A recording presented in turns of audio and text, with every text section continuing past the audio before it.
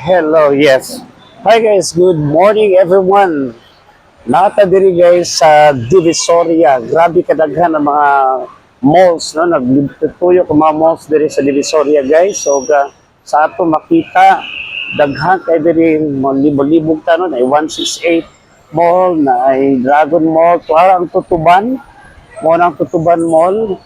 Dayon diri sa Divisoria daghan kay ta makita ang mga barato nga palalito no, t-shirts kana mga items daghan kay ta makita diri na daghan kay so usually ang mga taga probinsya wala gilayon makita kun dili kani yung gitawag na Divisoria no, pareha to daghan kay dito Tutuban or Tutuban no, Tutuban Mall. Dayon may Dragon Mall 168.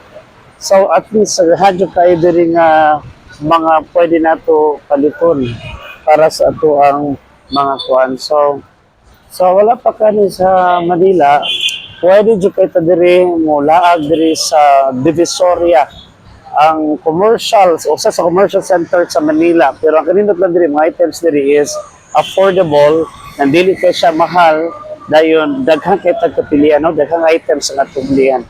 So laag mo diri sa Divisoria guys, kay daghan kita diri mapili o daghan kita mabitbit nga mga items.